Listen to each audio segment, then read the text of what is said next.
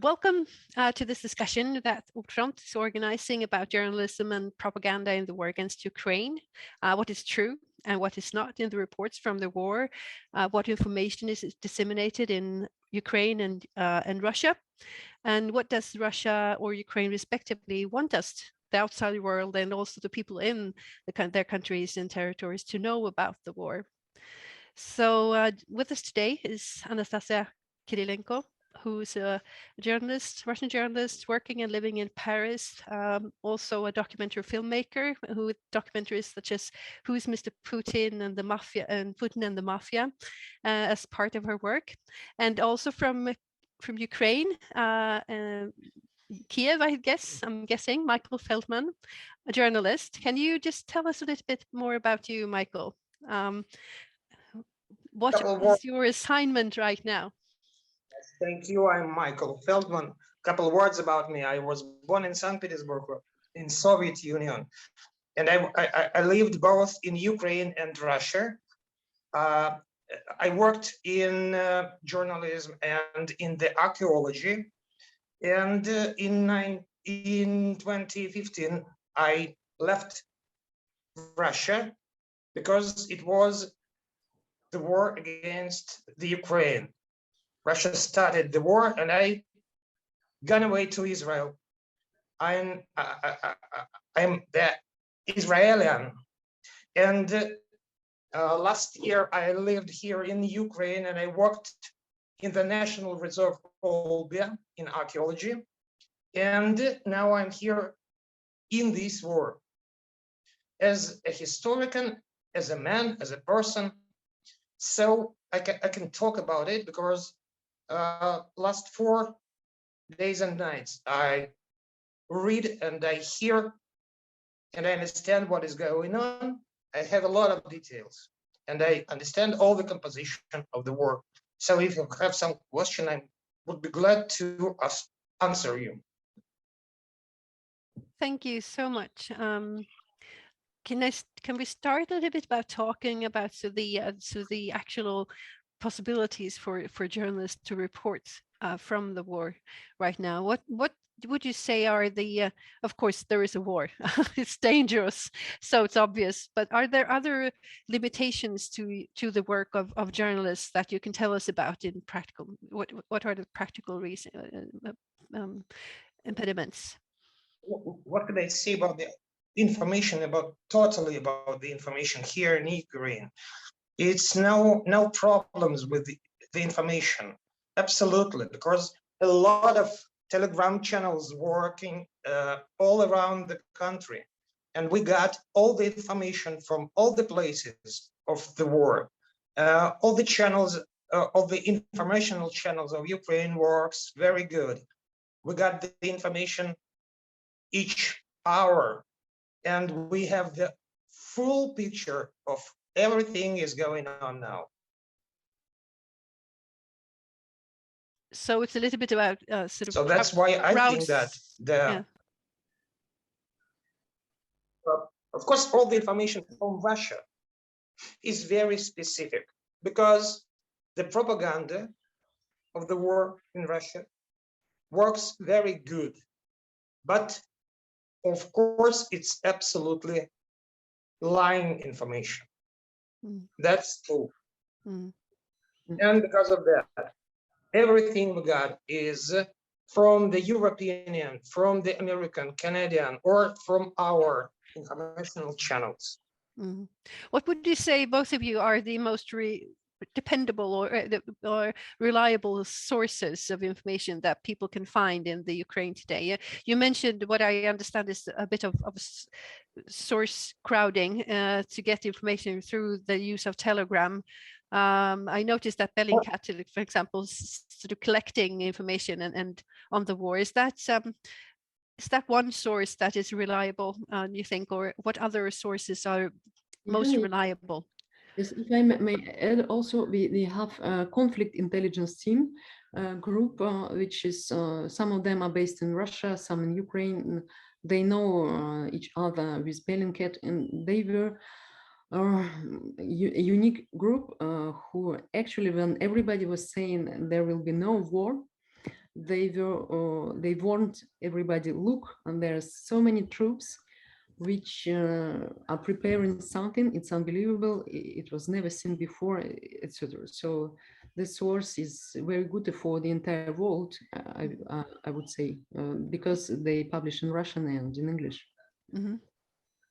About the intelligent channel, I can see here, they don't make the information, they make a good analysis, but the informational channels is others. First of all, it's of course the Telegram channels. It's a lot of them. About I use about 30 Telegram channels. Each second, the information appears there from all the places of Ukraine, all the places. The second, in Russia, it's completely different because they use deep fakes. And I was doing media monitoring of Russian media since 2 years, and I spotted it's not just words, you know, that they stage videos, for example, about Russian opposition leaders. They staged some videos like OSCE is interfering in Russian elections, look at their training, etc. So in Russia, unfortunately, Telegram channels are not reliable. On Ukraine, even conventional journalism is very good. For example, journalists in France have a wide access to everything. I was working on both sides of Russia and Ukraine even before the war. So I would say in Russia, it took 60 days, so 2 months to have a permission. And in Ukraine, it took 2 days. At Russian-Ukrainian borders, and this is very good that Ukraine is so open now. I can see that even military operation they're open, and so we can only welcome this. Can I just ask for to perhaps explain, or is Telegram being used by ordinary people or by journalists, or both? Both. That's about the Russian language channels. I can surely say that it's only 2 truly channels in Russian. It's the Novaya Gazeta, New Gazette, and the Current Time. And that is all are the Russian channels is full of lie, fakes, and so on. Ukrainian channels, was very important that year and a half ago, the pro-Russian channels was closed here in Ukraine. And now it's about 10 good channels that works in Ukraine, the Ukraine channels.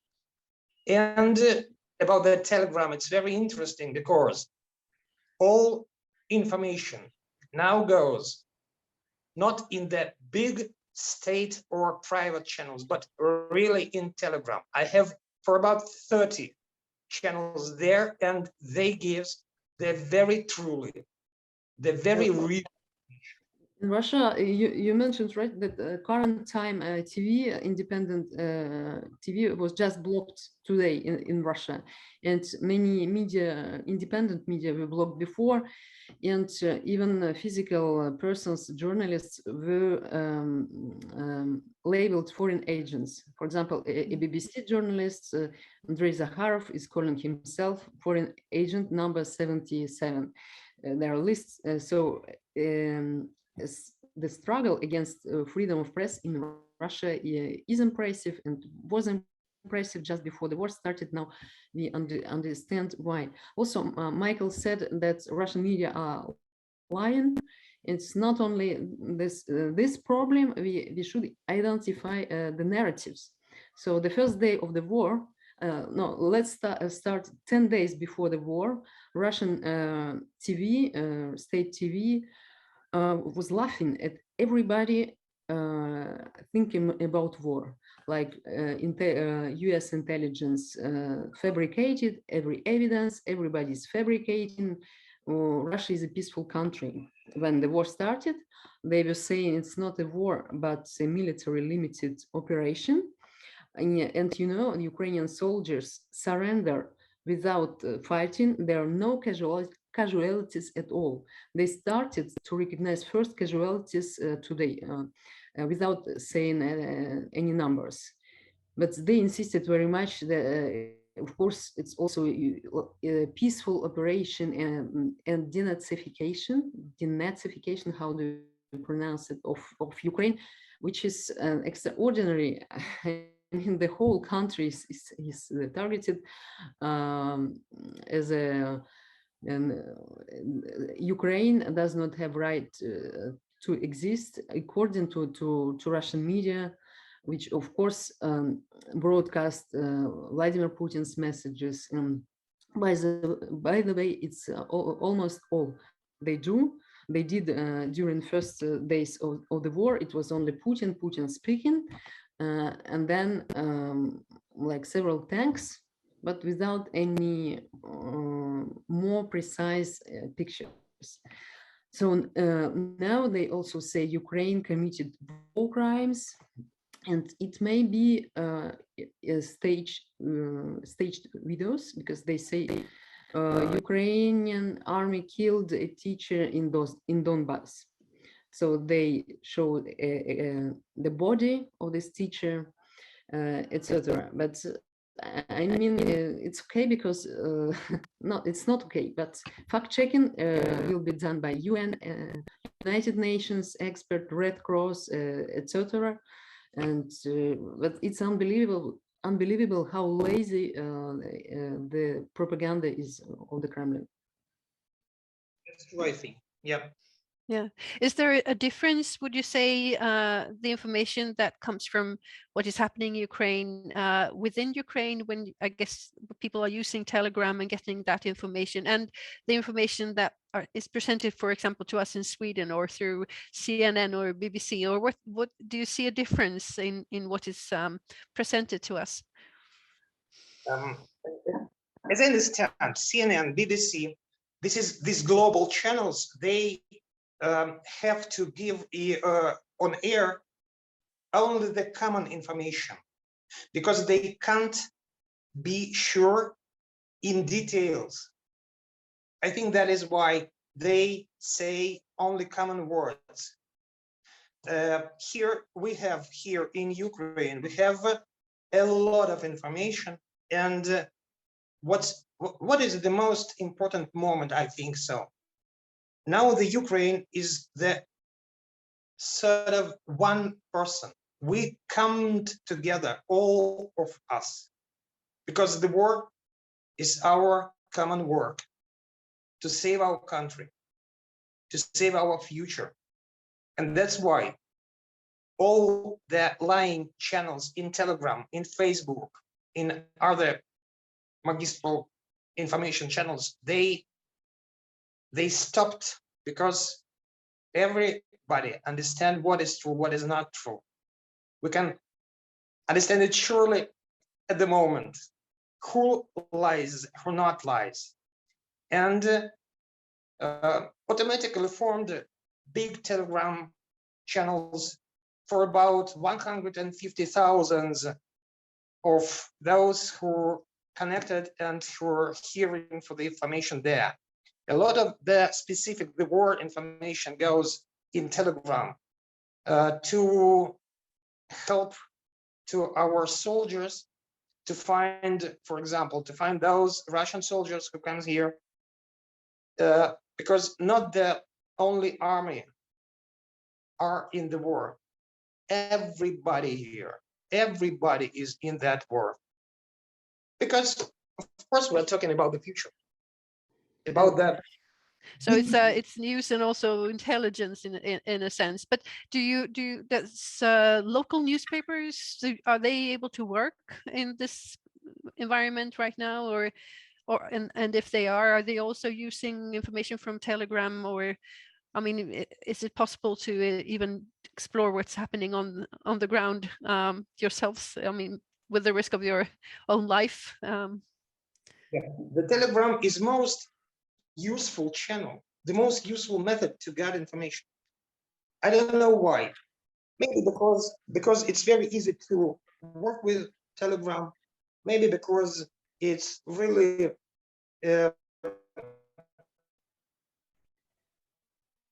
easy as a soft, maybe because of that. And the second book works all the big informational, state informational channels and the private gazettes and journals. And but the Telegram is more quick, I think. That's why. And Yeah. I can add that some media are under hackers attacks. For example, Primy, it means like live channel of Ukraine was under hacker attack. It's one of the most popular conventional media. As for the threat for the live, unfortunately, it's a reality of every journalist, in Ukrainian or foreign. Of course, they have advices how to cover the war. Me personally, I'm not a war reporter, but I spoke to war reporters who were explaining how you have to go if something is proliferating on you, some shelling, how to act. And many of them are experienced with the war and already covered it, so it should be okay. Once again, Ukraine is more open country definitely than Russia. Therefore, we can't say that, okay, maybe there will be allies from both sides. Just an example, Russia banned, Russia seized mobile phones of the soldiers sent to Ukraine, and also from the very beginning, Roskomnadzor, it's like the body of Russian government responsible, well, practically for censorship, practically to block several websites, according to the Russian law against fake news. It was adopted in 2019, so quite recent. If you publish fake information, you may be fined, and you will pay much money, and probably your media will get closed. Nothing of that style exists in Ukraine. So from the very beginning, Russian government said, if you don't spread only official information, your media will be fined. But so far, still, of course, some independent media, even in Russia, spread true information, including on Telegram or on social media, on the website, which are still not blocked. We'll get back to the propaganda in Russia, but I just wanted to ask, is there also, are there areas in Ukraine that is more difficult to get information about what is happening? I'm thinking of like in the eastern part, for example, where would you say is it more difficult? Is it sort of, are there any sort of spots where there's actually confident information that you can gather at all, or how would you say about, is that, or is it all the information from Russia consists of two parts: the state propaganda and Telegram channels. We got the information from Russia from Telegram too. The details. Eastern Ukraine, parts which are under control of Russia, they say that so some soldiers look at them, Ukrainian soldiers surrendered, and they're so happy. We treat them well, this style. As Michael said, we have to be careful. And one interesting detail that in Russia, the most it's really interesting. The most active channel is TikTok. Most of those who came here with the arm, they are looking in TikTok. That the most easy way to talk with them, or just to talk to them, is TikTok. Maybe because soldiers of Russia are really not very intellectual. Mhm. because of that. Mhm. Probably it's their maximum, but what we have. Mhm. But journalists are often targeted in wars, and Reporters Without Borders came out as soon as the aggression started and said that journalists, they believe that journalists will be targets of war from Russia. Is this something that you've heard about also in or know about friends or colleagues who are sort of more in danger just because they are trying to report what is happening? The problem with Russia that most independent journalists left Russia before the war because there are criminal proceedings against them. And for example, media with which I'm working now, the insider, the editor-in-chief, left Russia probably 1 month before the war started, after he was summoned and his house was searched. Also, his parents were summoned, etc. You know, a Russian opposition leader, Alexei Navalny, after he survived from the poison, he's in prison. And there are, I don't remember now, but not less than 7 criminal cases against him, probably more now, because we call it a crazy printer, like a machine producing new cases. And he was speaking from prison. There is a special court in prison. It's like also like in Stalin era. Normally you have a court, and after court, after you pleaded guilty or court sentenced you, you go to penal colony. It's not this style. Navalny was already in penal colony, and there is an ad hoc court directly in penal colony.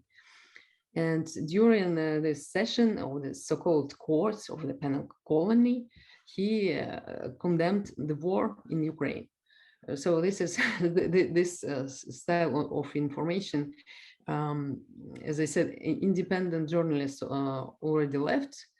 Those who are in Ukraine, they have protection. I mean, physical protection from bullets. They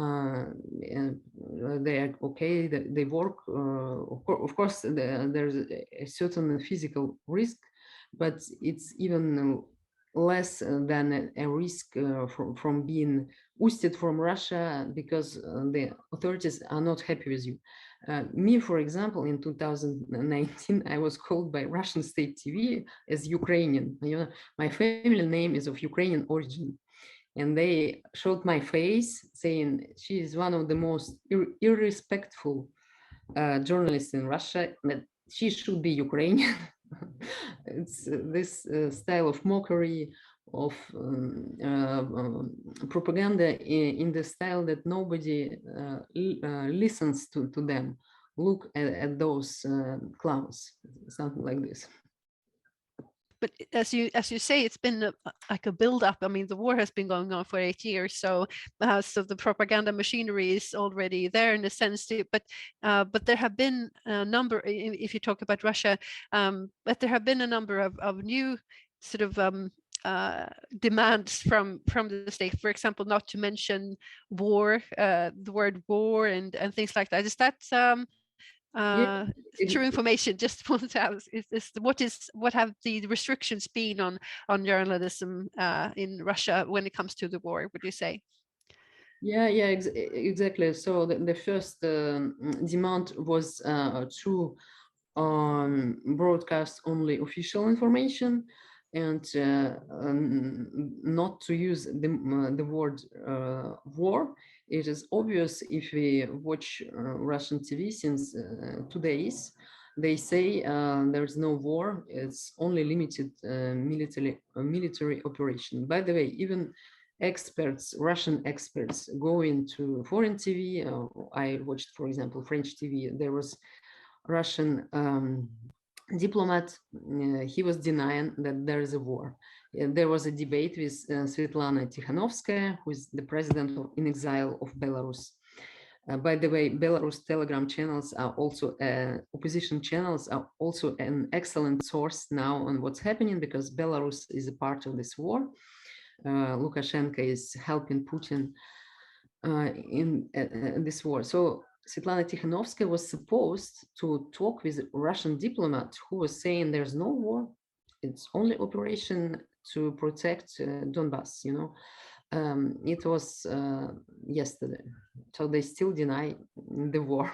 It's incredible. Blocking of the information and preparing of the war started in 14th year after the revolution here in Kiev. That is the example. In 14th year, I made the informational channel in Vkontakte. It was 2,500 people per day on my channel, and I published the articles about the history of modern history of what is going on, and I've got 2 years in prison for that. That's why I left Russia then, not to be in prison. That was the most reason, that is, and that was the start of blocking all the information in Russia. The propaganda started in 2014 year. All was the period of preparing of this war, because the border of Russia is the border of freedom, of the free information, of free living in this world. That is, I think so. What would you say in relation to the people in Russia who, how big a part only follow state media? How many? Is there any knowledge about that? How big parts just follow state media? Yes, it's tragic. The poll, you know, we have Levada Center, Independence Sociological Center. They did polls just before the war, because there was a preparation, a long preparation, at least several months, and people were ready to the war. And also people in Russia were convinced that it's NATO fault and the West's fault, that Russia has no choice but to start the war. They were about 50%. Fortunately, I would say fortunately, just before the war started, we don't have new polls. It should be published only on this Wednesday, so in 2 days. But the first day of the war, or just the day before, many of my friends, everybody called me. Everybody in Russia was against the war, saying even the government has not asked us yet against. But so I was happy, at least everybody is against it. But guess what? Just 24 hours after, some of them started to repeat what President Putin and state TV says, that we had no choice, it's not our fault, and etc., etc. As you probably saw, many Russians went to anti-war rallies, and there were thousands detained there. So there is still a hope that some people don't approve it and strongly disapprove. But unfortunately, the propaganda machine is working, and it's like everyday battle. Even if you convince somebody today, it doesn't mean tomorrow. If he watches Russian TV once again, he's ready for the war, because Russian TV is saying Ukrainians are Nazis, they commit genocide, or in the same time we are the same people. For example, yesterday there was an opinion but published by Russian state agency that Putin could not help but finally resolve the Ukrainian question. So this style of media, it's unbelievable. I think it's like the history of the world, of the entire world, will be different now. I think the most important is that Russia is not the state. Russia is the terroristic organization. That's why they are blocking all the information. They are blocking all the people. They are blocking everything to get what they want.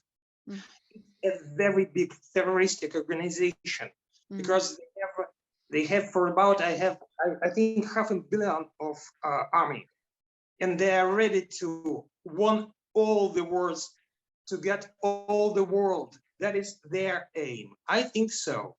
And that's why I think that the most important is to understand that for all of us, for all the world, for all the European countries, all the American, for Australia, for Japan, and so on.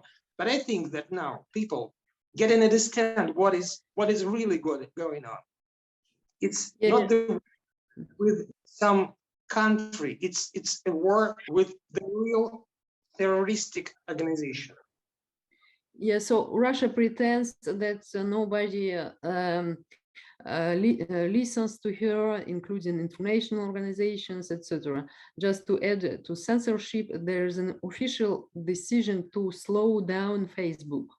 And also Twitter doesn't work in Russia, especially media does not, sorry, pictures does not open. For example, somebody is publishing a proven picture that look, Russia is bombing Kiev, Russia is bombing Kharkiv, Lviv or Ivano-Frankivsk in Western Ukraine. And Russians don't see it on state TV, and media, social media are blocked. So as Michael said, amid such circumstances, yes, it's obvious what is going on.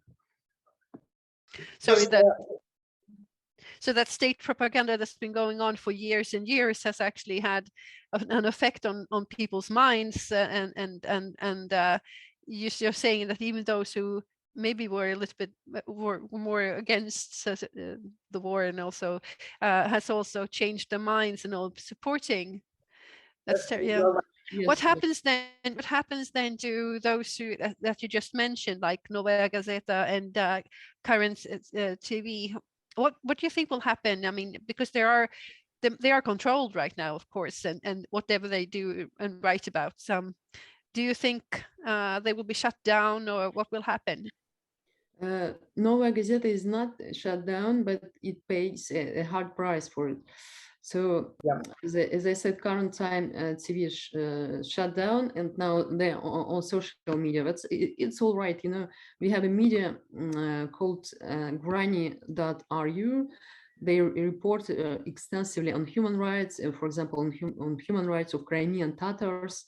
They're blocked since 2014, but they're visible on social media still 8 years. It's okay. I know the editor-in-chief. She left Russia also. She lives also in Paris, but the media is working well. So about Novaya Gazeta, you know. The editor-in-chief, Dmitry Muratov, first of all, he wrote there was a special article that Novaya Gazeta strongly opposes the war, of course. When he was awarded the Nobel Nobel Prize, shortly after that, he spoke. He was invited to an event with Putin. He spoke about human rights, and by the way, on the censorship in Russia, which is unbelievable and inadmissible. So he has a right to say it. And Putin just responded. It was in the style of nonsense, like Ukraine does not exist, censorship does not exist. So I know that Novaya Gazeta it's a big organization, and for example, they were able, when their journalist Pavel Kanygin was detained in the so-called Donetsk People's Republic, and he was threatened of murder by local troops. It was several years ago during the hybrid war. So Novaya Gazeta was able to liberate him, to put pressure on Russian Ministry of Defense, etc. I mean, they still have some interlocutors, but by the way, maybe it's not so bad, because even the entourage of Putin, even his inner circle, they're shocked. Everybody's shocked. So I know one journalist wrote to a daughter of Putin, non-official daughter of Putin, please. She was discovered she was discovered by journalists recently. So a journalist wrote to her, please, Luisa, do something. This is now the daily life of journalists, reasonable, free, last journalists in Russia.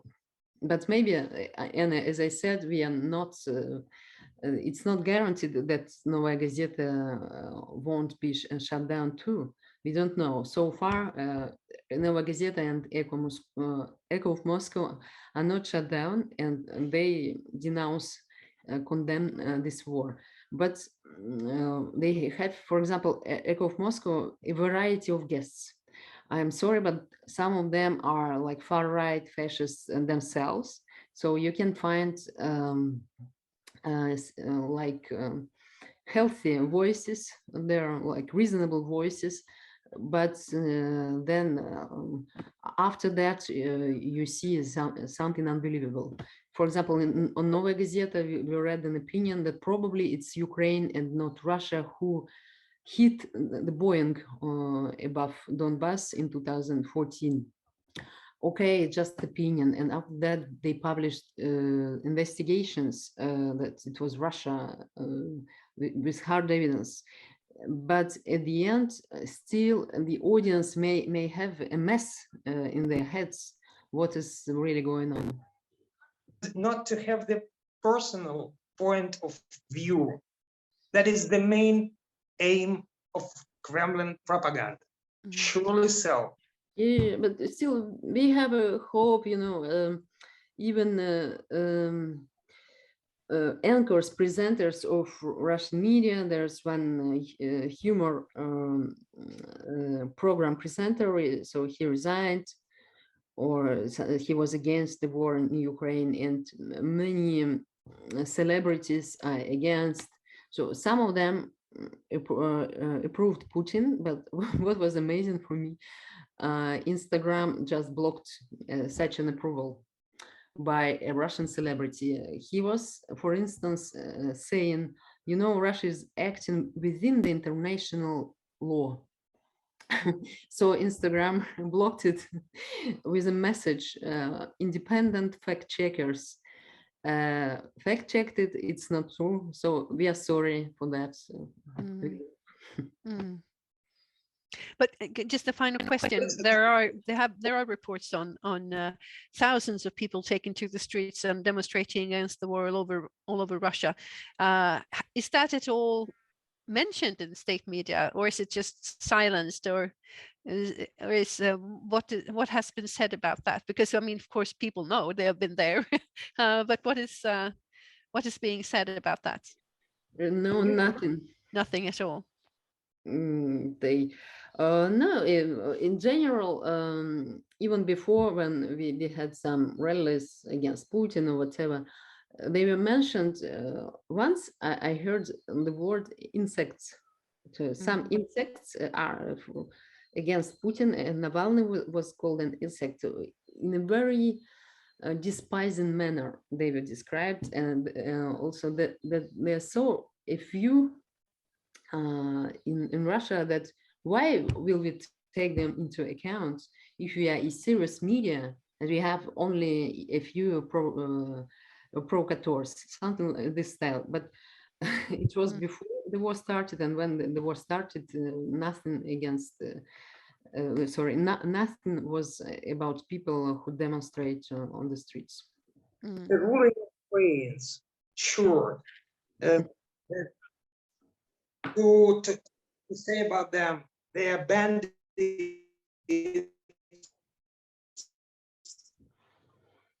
They want to destroy the state, that to struggle against the Kremlin propaganda. Mm. Yeah, it will follow. I'm sure it will follow today or tomorrow. They will report on this style. We have some agents of nature paid by NATO. Look, they demonstrate. Yeah. Money, they got the American money just to go to say something wrong. That's very easy, and it's really not funny because it's one step to put them all to freeze. That's the situation in Russia. So, a final question. When it comes to the information that's being spread or disseminated in Russia, what is happening, is there, and then at the same time, people taking to the streets in thousands, isn't that going to split the nation or the people? I guess because those who are there on the streets, they know that they've been there demonstrating. They know that there are thousands against the war. And then there are those who just follow the state media news and believe what is being said. Doesn't it sort of split the nation and the people between them as well? Or families even? Yeah, families may be split. I wanted to give you a personal example. Like I have a part of my family in Ukraine, and the part of family which is in Russia, they prefer to watch TV and not to just have a call with their relatives. Not by their own, to get the picture and to think in wrong way from other brains. That's. I think in the deep of their hearts, Russians are ashamed. Where you call your relatives in Ukraine, and what will you say to them? That they are probably afraid, they're ashamed, I don't know. And it's like, at the end, it's like Stockholm syndrome, right? Yes, they're being hostage. Yeah. They start to approve the Putin's actions because the reality is so hard to accept. Yeah, but one thing is important to understand about Russia is that it's deteriorated towards a dictatorship, and nobody is taken seriously anymore. For example, we have an article about what business elite thinks. It was published like 10 days before the war started. So many tycoons, oligarchs spoke anonymously, saying that they are against the war, but they can't do nothing. They can't do anything. It was impressive. So they are so afraid of some reactions from the Kremlin that they can't even give their names to say we are against. So, of course, common people may protest, and it's very important, and they protest. Election, how to say, they don't impact, for example, elections in Russia. The State Duma unanimously voted for the war. And just one member of parliament, Duma member, said, I wrongly pushed the button saying no. Oh, so a mistake. Oh, so when that says a lot when not even the sort of oligarchs are that they are afraid to say speak up. Thank you so much for talking to me. Hopefully we will see you again, Anastasia, for example, and good luck with the work you do, both of you. Thank you so much.